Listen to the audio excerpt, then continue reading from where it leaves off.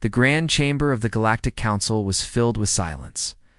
Leaders from dozens of species sat in their shining chairs, waiting.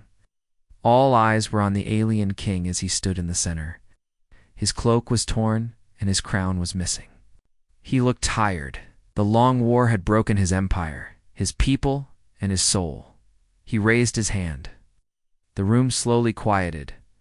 "I come not to fight," the alien king said, voice heavy. "I come to offer peace to the humans," the human ambassador. A tall woman with silver hair narrowed her eyes. "Peace? After you burned our colonies? After you attacked our fleets?" "Yes," the king said. "And for that, I will pay the highest price. My throne, my life." The room gasped.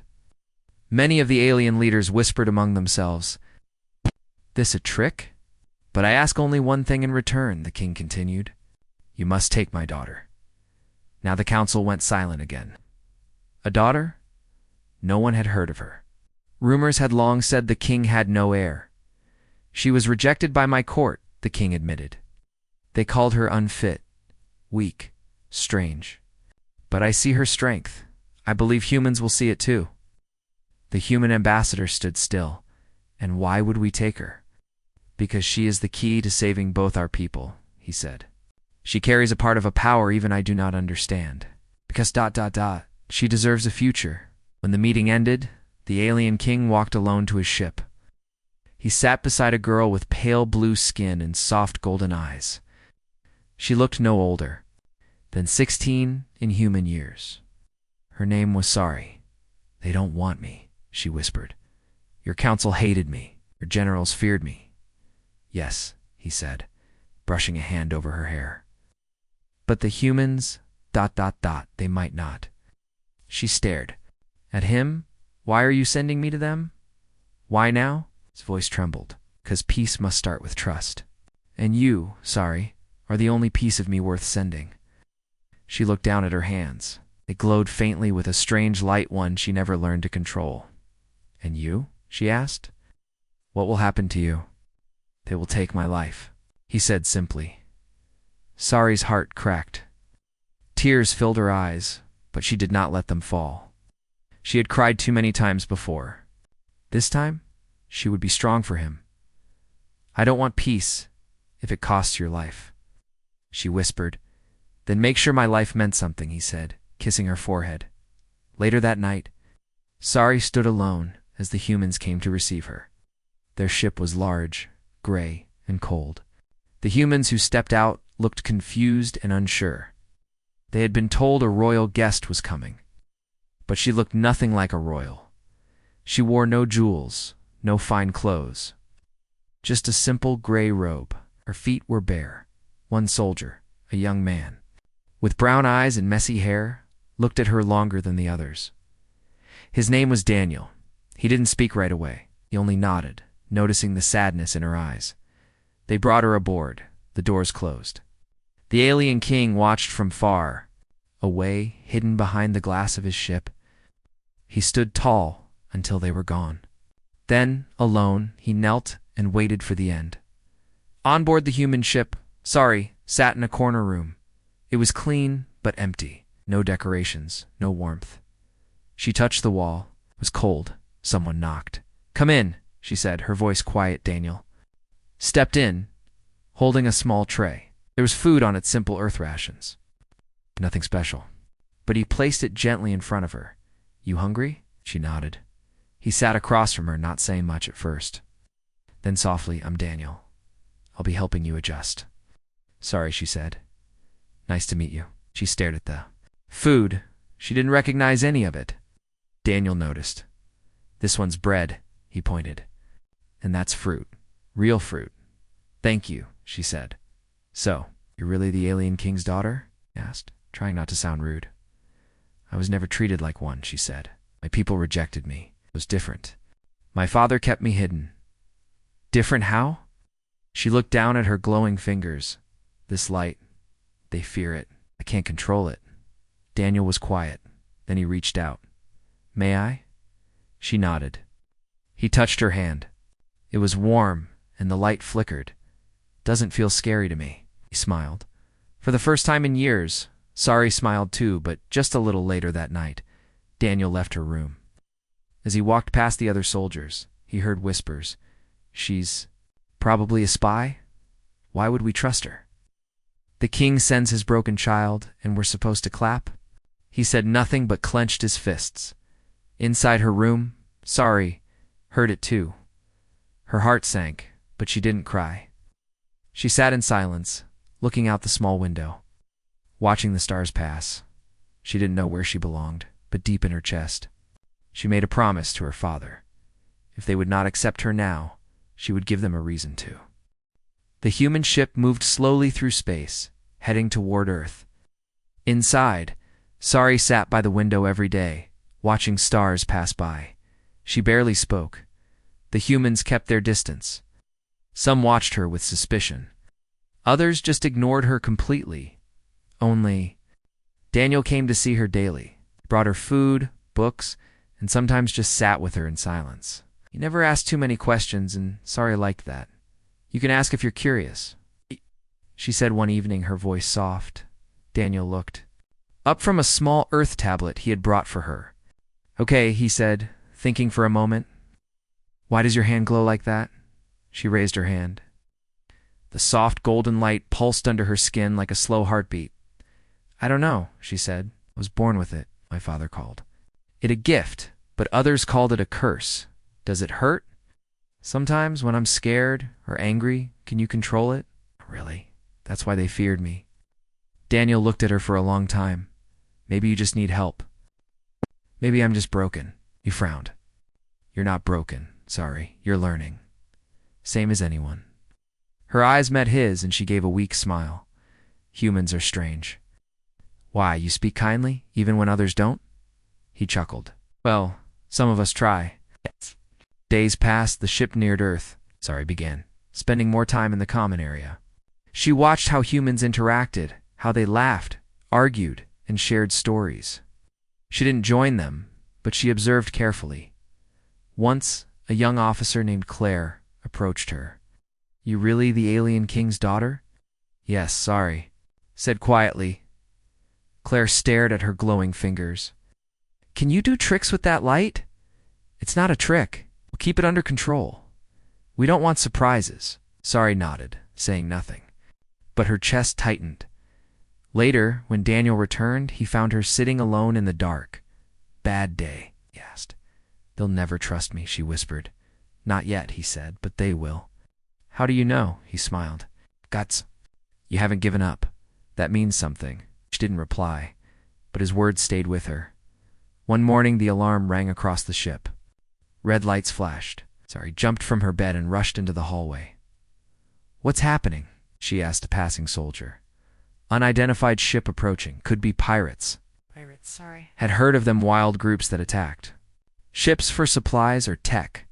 Daniel found her quickly. Stay in your room. Lock the door. I'll be back. But she shook her head. No, I can help. Sorry, please. He paused, then nodded.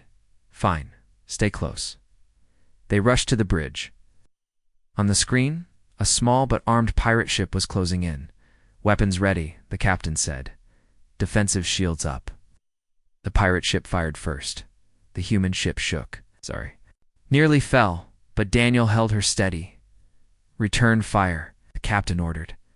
Lasers flashed through space. The ship trembled again. A second blast hit the rear. The engine sparked. Fire warnings blared. Main shields down to 40%. Someone yelled. Sorry. Felt panic build. Her hands started glowing brighter. Don't, she whispered too. Herself, then came a scream from engineering. Daniel turned. They've breached a side hatch. They're inside. Soldiers rushed toward the lower decks. Daniel drew his weapon and followed them. Sari didn't hesitate. She ran after him. Down in engineering, chaos filled the room. The two pirates had made it in. One aimed a strange blade at a young engineer. Sari stepped in without thinking. Stop. Pirate turned, surprised. Her hands glowed like fire. The light flared so bright it filled the whole room. The pirate stumbled back, covering his eyes. Daniel used the moment to fire. Both pirates were stunned and captured quickly. When the room settled, Everyone stared at Sari. Her hands slowly dimmed again. She breathed hard, feeling the energy burn through her chest. You saved me, the young engineer said. Sari nodded, still shaking. Daniel came up beside her. Are you okay? Yes. But I couldn't control the light. It just exploded. He smiled. That's not a bad thing. It saved lives. Later in the bridge, the captain spoke to her for the first time. You have strange powers, girl, but today they helped. Sari bowed her head. I only did what I had to. Keep doing that, and you might just earn a place here. Those words warmed her more than she expected. That night, Daniel found her sitting in the lounge, staring at the stars again. You were amazing, he said, handing her a hot drink. I was scared, she replied. We all were. But you didn't. Run. She looked down at her glowing hand. Maybe this isn't a curse after all. Beats your gift, Daniel said. For the first time, she believed it might be true. When the ship finally reached Earth's orbit, Sari stood by the window again, staring at the blue planet. She had read about it in books. Daniel gave her oceans, forests, cities filled with light. But now that she was here, her hands felt cold. Her heart was unsure. You nervous? Daniel asked, standing beside her. She nodded slowly. What if they don't want me down there either? Then they're fools, Daniel said. But I don't think they are. Word has spread about what you did during the pirate attack. Saving a ship doesn't change who I am. Maybe not. But it shows who you can be. A message came through the ship's comms. Permission to land had been granted. Sari was to be taken to a special research facility for study and protection. She wasn't surprised. Daniel frowned when he read the orders. They're treating you like an experiment. It's okay, she said. I'm used to it. He didn't like that answer. When they landed, Sari stepped off the ship into a cool wind. The facility was surrounded by metal fences and guarded by soldiers. Scientists in white coats waited, holding scanners and tablets. Some smiled, others didn't. Come with us, please, one of them said. She looked back at Daniel. He gave her a thumbs up. I'll visit you soon. He took her into a white room with soft lights and strange machines. They ran tests, checking her heart, her blood, her glowing hands. They asked her hundreds of questions. Where she was born, what she remembered, what her powers could do. Most of the time, she didn't have answers. Days passed. A small room, clean but empty. Food was delivered through a slot. She saw no sky, only walls. One evening, she sat cross-legged on the floor, trying to control her light. She focused, breathing slowly. The golden glow on her fingers flickered, then dimmed, then flared again. She sighed. A soft knock came. She stood up. It wasn't a guard or scientist. It was Daniel. How did you get in here? She asked, surprised. I pulled some strings, he grinned. Brought you something. He held out a small bag. Inside were cookies and a book. Thank you, she said. Eyes softening, they sat together on the floor, eating quietly. I heard they found something in your father's last message, Daniel said between bites. Sari looked up. You mean a data capsule? Your father sent it with you, hidden in your ship? No one knew? It's locked with your genetic code? She sat up straighter. What's inside? They think it's a map. It's maybe to some kind of alien tech. Your father said it could protect Earth and the rest of the galaxy. Sari's heart raced. Why didn't they tell me? You were scared, I guess. Afraid it might be a weapon? She closed her eyes. My father wouldn't do that. Then prove it, Daniel said. Help them unlock it. The next day, Sari asked the scientists about the capsule. At first, they were unsure, but after pressure from higher officials, they agreed. They brought her to a secure lab. In the center was a strange orb, glowing faintly with the same golden light as her hands. Touch it, one scientist said. Sari reached out. The moment her skin touched the orb, it glowed bright. The lab filled with light and strange symbols. A map appeared in the air stars lines, in a blinking point far beyond known space. What is that? Daniel whispered. An ancient vault, Sari said without thinking. My father used to tell me stories about a place no one could enter, a place of protection and power. The scientists were stunned. We must send a team there. I'll go, Sari said. They hesitated. It could be dangerous. I'm the only one who can open it, she said. You need me. And so it was decided. Sari, Daniel, and a small group of experts would leave for the unknown location. The mission was secret only, a few knew. The fear was real. If this vault contained something powerful, other alien races might come for it. A week later, their ship launched quietly into the stars. During the journey, Daniel stayed close to Sari. Sometimes they trained together. Other times they just talked. Do you miss your home? He asked once. She thought for a while. I never had a real home. Only rooms where people waited for me to disappear. You have one now, he said gently. She looked at him. With you? He blushed a little but nodded. When they neared the vault's location, space became strange. The stars seemed to shimmer and time felt slower. We're entering the field. One pilot said, No readings. Everything's quiet. Then they saw it, a giant structure floating among dark space. It was shaped like a ring, glowing with the same light as Sari's hands. Welcome home, she whispered, not knowing why those words came. The ship stopped near the vault. No doors, no windows. Just silence. Sari stepped forward, placing her hand on the surface. The vault pulsed and opened. The surface of the vault opened slowly, like a flower blooming in silence. Golden light flowed out, touching the ship and the people watching from behind the glass. Everyone on board held their breath. Sari stood at the edge, her hands still resting. On the glowing metal, her heart beat faster, her skin tingled. She didn't know what waited inside, but something in her blood pulled her forward. Are you sure about this? Daniel asked, stepping beside her. She nodded. I feel like I was born for this. They stepped inside the vault together, followed by 2 scientists and a guard. The air inside was warm and thick with energy. Symbols glowed on the walls, pulsing, like a heartbeat. The floor lit up under Sari's feet, as if welcoming her. This place is alive, one scientist whispered. It's reacting to her, said the other. They moved slowly through a wide hallway. Statues lined both side stall figures with faces that looked both alien and human. Sari stopped to stare at one. Looked like her father. He came here before, she said softly. He must have found this place long ago, Daniel added. Maybe that's why he knew you were the key. They reached a round chamber at the end of the hallway. In the center stood a crystal pillar spinning gently. Light flowed through it like water. Around it were 5 small platforms, each marked with glowing circles. This must be the core, said the scientist. But how do we activate it? Sari stepped forward and placed her hands on the pillar. The light surged, flowing into her palms and up her arms. Her eyes glowed gold. The floor vibrated, and the entire vault began to hum. A voice filled the air, not one they could hear with their ears, but one that entered their minds. It was calm, ancient, and full of power. Guardian confirmed. Code accepted. Unlocking. Defense protocol. A holographic image appeared in the air. It showed star systems, Earth, and alien territories. Then a red circle appeared far away, but moving closer. That's an invasion route, the guard said. Someone's coming.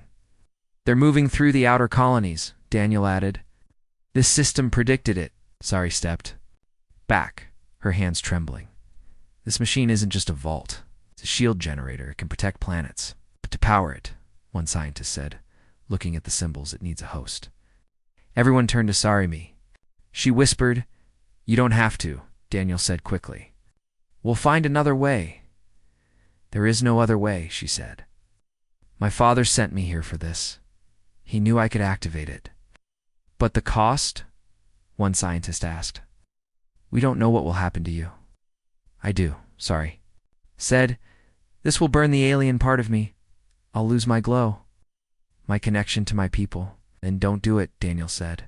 We'll fight them ourselves. She turned to him. Daniel, this is my chance to be more than the rejected daughter. This is my chance to protect something, to mean something. He grabbed her hand. You already mean something. Her eyes softened. She stepped closer, resting her forehead against his. Thank you for seeing me when no one else did. Then she turned, stepped onto the center platform, and placed both hands on the crystal again. The pillar glowed white. Energy flowed through her body. The light inside her began to rise, brighter than ever. She screamed, not in pain, but in power. The vault shook. The outside sky flashed as beams of golden light shot from the structure, connecting to distant points. In space, energy webbed across systems, wrapping around human colonies and allied planets. On the ship above, the crew watched in shock as their monitors showed shield barriers forming across the galaxy. "It's working," the captain whispered. "She's doing it," sighed the vault. Collapsed to her knees. The glow in her hands was gone. Her skin looked pale, her body weak, but her eyes were calm. Daniel rushed to her. "Sorry, I'm okay," she said, her voice faint. "Just tired." She leaned against him, her strength nearly gone. "You saved billions," he said. "I only did what my father hoped I would," she whispered. As the team returned to the ship, they carried Sari gently. News had already begun spreading. The alien girl had activated a lost defense system. The galaxy was safe for now, but not everyone was happy. In secret, another alien race had watched the event. They had planned the invasion Sari had just stopped. Now, they saw her as a threat. The daughter of the dead king must be silenced. Their leader said, back on Earth, Sari rested in a hospital bed. Her glow was gone, but her heart was full. Daniel stayed by her side, holding her hand. "You're not alone anymore," he said. "I don't feel alone." She replied with a tired smile. Outside her window, the sky was clear. Peace had come for now, but Sari knew the battle wasn't over. Earth's leaders met in a high-security chamber deep under the surface. Giant screens showed images of the galactic shield Sari had activated. Every colony it touched was now glowing with golden light, protected from attacks. Scientists called it a miracle. Soldiers called it a game-changer. But the generals didn't look happy. "This power is unstable," one said. "We still don't know what she really did. We don't know who else is watching," another added. The vault's activation was seen across half the galaxy. The human president raised a hand. "She saved our people. If we treat her like a threat, we become no better than those who cast her out." Meanwhile, Sari was healing slowly. Her body felt different, weak but calm. The glow in her hands had vanished, and for the first time, she felt normal. Daniel visited her every morning. He brought her food, told her stories, and made her laugh. She had never laughed so much in her life. One day, as the sun rose outside her hospital window, Daniel sat beside her bed. "They want to honor you," he said. "A public speech awards everything." She blinked. "But I didn't do it for her." "That they know," he said. "But people need to see you. They need to know the face behind the piece." She looked unsure. "I'm not good with crowds. You don't have to be perfect. Just be you." Later. Sari stood before thousands in the Earth Unity Hall. Humans, aliens, diplomats, and soldiers all filled the space. Reporters floated drones to capture every moment. She wore a simple white dress. Nothing royal, nothing fancy, just peaceful. Daniel stood nearby, giving her a small nod. She stepped up to the microphone. The room went silent. "My name is Sari," she said softly. "I am the daughter of a king who gave his life for peace, and I was once rejected by my own people." Her voice was shaky at first, but grew stronger. "I was sent here not as a weapon or a tool, but as a bridge. I didn't know if you would accept me. I didn't know if I even belonged anywhere. But now I do, because you let me try."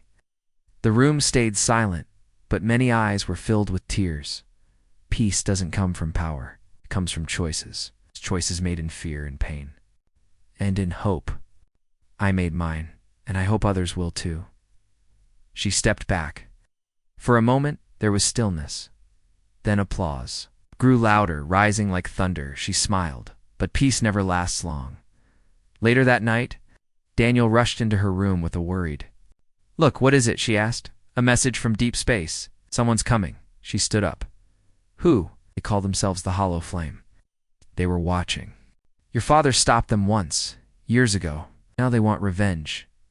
On me? On Earth? Sari's chest tightened. Do we have time? Barely. Emergency alerts flashed across cities. Defense systems powered up. The shield Sari had activated glowed brighter, preparing for impact. Sari stood on the command deck of Earth's defense station. Daniel stood beside her, now in full uniform. They're testing our strength, he said. They're trying to see if you're really gone or still a threat. Then we show them, she said. You don't have powers anymore. Maybe. Not, but I have a voice and knowledge. She sent a message through the shield network calling allied planets, asking for help. Ships responded, dozens. Hundreds. They began forming a wall in space, defending Earth and nearby colonies. The Hollow. Flame arrived in dark ships shaped like claws. They didn't speak, they just fired. The sky above Earth turned bright with battle. Lasers cut through the blackness. Ships exploded. Shields held strong for now. Inside the command center, Sari studied the enemy pattern. They're targeting. Weak points. We need to shift power. On it, Daniel said, running commands. But the enemy had something new, a weapon that drained energy. Shield began to flicker. They'll break through soon, the general warned. Sari looked at the map, then at the vault signal still pulsing from deep space. What if we draw power directly from the vault? She asked. Too far, a scientist said. Not if I go there, she said. Daniel grabbed her arm. No, you barely recovered. This is bigger than me, and what if you don't come back? She looked into his eyes and make sure. This piece survives without me. A small ship was prepared. Sari left quietly without ceremony. She flew alone into space, heading back to the vault, the place where she had once given up her glow as she flew. Her hands began to tingle again. Faintly, the golden light flickered. Maybe, she whispered, it never truly left. Sari's small ship moved quickly through the stars. Alarms blinked softly, warning her of pressure changes and approaching radiation storms, but she stayed focused. The vault was close now. The light from its surface still pulsed like a heartbeat. In space, she could feel it again, faint warmth in her fingers. The old connection returning. Behind her, the battle near Earth had grown worse. The Hollow Flame's strange energy weapon was breaking through shields. Daniel and the others were doing all they could, but it wasn't enough. Hold on, she whispered. Just a little longer. When her ship reached the vault, she didn't wait for orders. She stepped out onto the platform, her feet touching the warm metal once again. The vault responded. Doors opened without a sound, and the soft golden glow lit the way inside. She walked to the same chamber, the crystal pillar, where she had once given everything. This time the chamber looked different. Calmer, waiting. She placed her hands on the pillar. The room lit up again, brighter than before. Golden threads of light wrapped around her arms. Her body trembled, but not in pain. It was as if the vault recognized her, welcomed her back. Guardian returned. Emergency link active. Command accepted. The voice spoke inside her head, and she saw it. A clear image of Earth, the battle, Daniel, and the failing shield.